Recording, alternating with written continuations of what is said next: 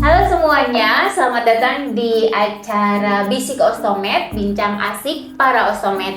Ketemu lagi dengan saya Tuti di acara Bisik Ostomed. Di sini saya akan membahas mengenai pertanyaan-pertanyaan seputar stoma yang sering ditanyakan oleh para sahabat ostomed. Dan kali ini saya kedatangan stoma nurse yang sudah expert di bidangnya. Halo Mbak Tuti, apa kabar? Ketemu lagi Pak Kana. Yes. Oke. Pak Kana, kan banyak banget nih yang tanya, yang sering muncul di kolom komentar. Yeah. Mereka tanya tentang kenapa stomanya bisa tersumbat, penyebabnya apa, dan solusinya bagaimana. Oke. Jadi, mungkin Pak Kana hari ini bisa berkenan menjelaskan kenapa bisa stomanya tersumbat. Oke. Halo teman-teman sekalian, ketemu lagi dengan saya Kanaf Fajar. Di sini saya dengan Mbak Tuti ya, yang akan sharing ya berkaitan dengan bagaimana sih sebenarnya menyelesaikan permasalahan tersumbat. Jadi tersumbat ini kondisinya tuh terkadang hampir sekitar 60-80% pasien dengan stoma, apalagi pasien dengan ileostomi, itu biasanya rata-rata akan merasakan beberapa kasus ini, teman-teman sekalian. Dimana kita ketahui bahwa kondisi ini terjadi karena salah satunya pola makan nih, pola makan, kemudian cara makan, dan sekaligus jenis makanan yang dimakannya. Itu yang bisa menyebabkan terjadi yang namanya sumbatan. Dan sumbatan ini biasanya akan jadi kram di bagian ususnya dan ngerasakan biasanya tuh nggak enak kayak gitu. Pernah ngerasain waktu itu semua? Aku kalau kram gitu kayaknya kalau kurang minum. Kurang minum ya? Kurang minum itu suka kram. Kram ya. Terus kalau sumbat pernah kejadian nggak sumbat? Pernah aku sumbat, jadi kurang serat biasanya. Karena kan aku bukan ileostomi Pak, Iya, kolostomi betul. Jadi kalau sayur buahnya kurang, minumnya kurang, itu kayak kalau Iya, peristatik ususnya tuh jadinya jadi kayak orang konstipasi kayak ya gitu ya. konstipasi maksudnya gitu. Jadi ngerasa ada sesuatu di dalam usus yang kondisinya tuh susah untuk keluar, teman-teman sekalian. Ya berarti itu juga kadang-kadang kerasa juga pada pasien-pasien, bukan pasien sih, orang normal biasanya kurang serat itu bisa terjadi. Makanya salah satu kondisi yang harus dilakuin adalah tadi pola makannya kayak gitu. Jadi pola makannya kalau bisa teratur, teman-teman sekalian. Karena ketika pola makan dia tidak teratur, berarti pola untuk usus untuk mengolah juga kondisinya akan terjadi salah satunya hambatan. Yang kedua adalah jenis makanan. Nah, jenis makanan tadi betul sekali Mbak Tuti bilang, salah satunya adalah makanan yang berserat, teman-teman sekalian. Dan kalau pasien dengan ileostomi itu rata-rata dia memang harus benar-benar makanan yang bisa mudah dikunyah ya. Jadi sehingga pola untuk cara dia makan terkait dengan model bentuk yang keras-keras tadi itu seperti kayak kacang-kacangan atau biasanya rebus-rebusan ya, daun-daun rebusan yang biasanya tuh agak sulit untuk dicerna oleh usus, itu biasanya akan menyebabkan proses terjadi yang namanya sumbatan. Sehingga solusinya kayak gitu yang harus kita lakukan adalah atur pola makan yang benar kayak gitu. Jadi makan jangan buru-buru ya. Itu nggak boleh dikunyah, memang betul-betul dikunyah kondisinya ya. Tadi sabda Rasulullah juga bilang 33 kali kan, suruh kunyah sampai dia betul-betul kondisinya lunak ya. Kemudian baru, atau biasanya kalau orang-orang tanggal gigi misalnya udah ompong kayak gitu, kita anjurin makanannya tuh boleh di blender, teman-teman sekalian. Cuman enak nggak sih kondisinya kalau misalnya sayur di blender? Pasti nggak enak dong. Tapi memang beberapa ada juga yang enak di blender. Jadi kalau seandainya ada keluhan seperti itu, anjuranku sih pada saat makan direbus itu betul-betul kondisinya rebusannya betul-betul matang. Ada kan sayur tuh kondisinya yang dia kondisinya nggak matang, nggak lembek kayak gitu tuh ya, itu kadang-kadang kondisinya menyebabkan kenapa bisa tersumbat. Contoh salah satunya ada daun ubi kayak gitu. Daun ubi itu kalau seandainya dia tidak direbus betul baik, itu pasti akan mudah banget dia nggak terurai dengan baik, apalagi ileostomi ya. Genjer. Nah, satu lagi genjer. Mungkin teman-teman tahu genjer yang di sawah itu memang makanan yang nggak bisa terolah, teman-teman sekalian. Jadi itu benar-benar harus dihindari ya.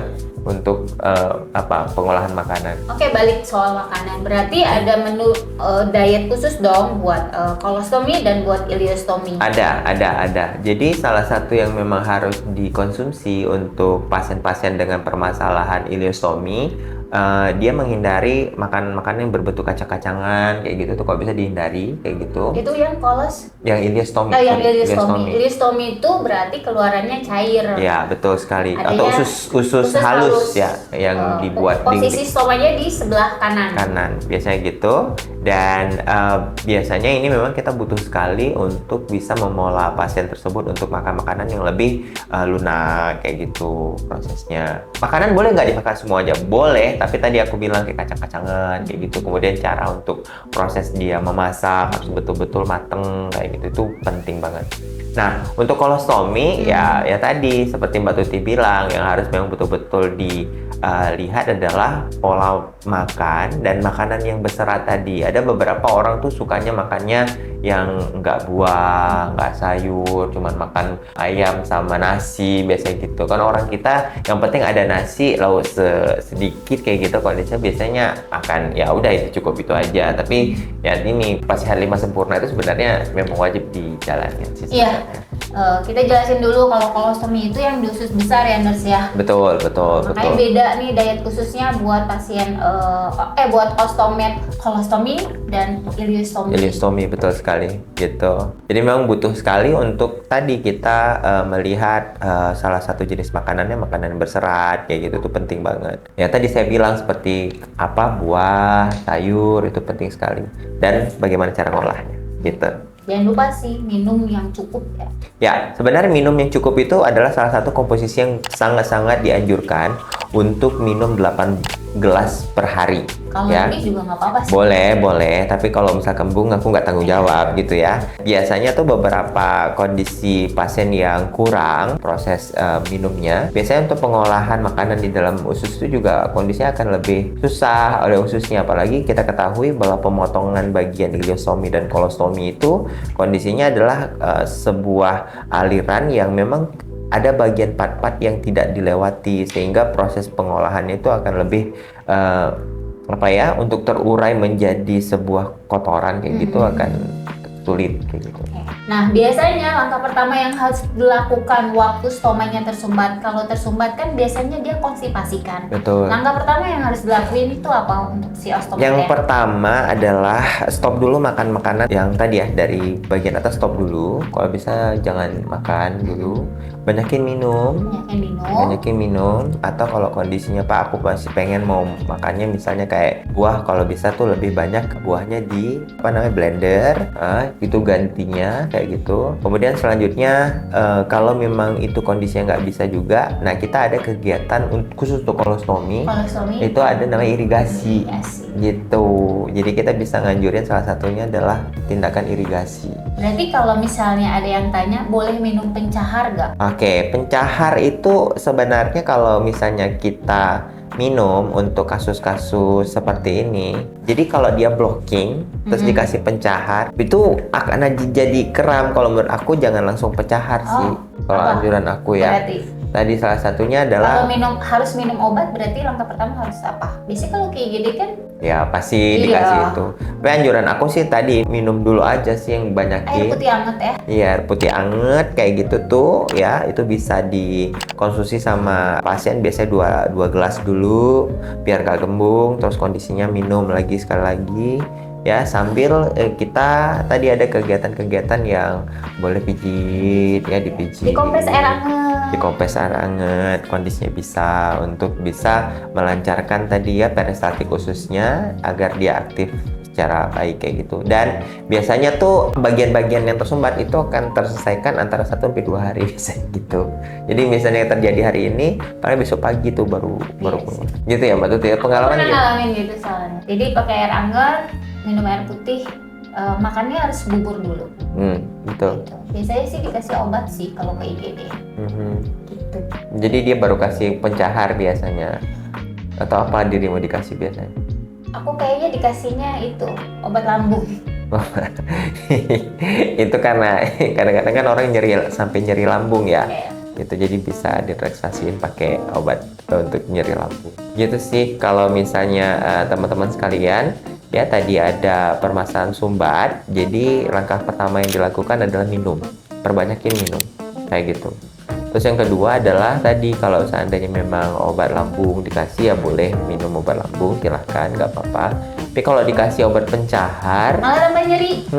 jadi jangan diminum dulu gitu. Kadang kan obat pencahar tuh ngedorong ya. Iya. Kalau dia ngedorong parastatik itu kan dipercepat sama dia kayak gitu. Malah tambah nyeri malahan. Malah itu kondisinya aku sih nggak anjurin dulu untuk diberikan di awal. Lebih bagus ya tadi kita kompres, boleh pijit urut pelan-pelan kayak gitu untuk itu.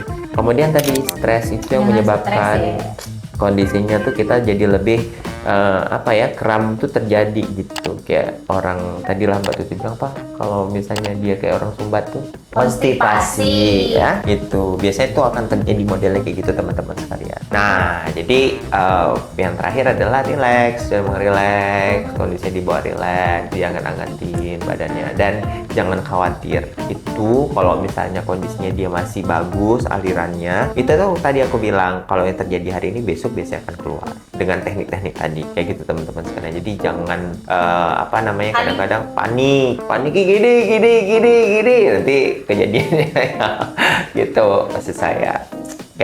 Oke, terima kasih nurse, bermanfaat sekali ilmunya.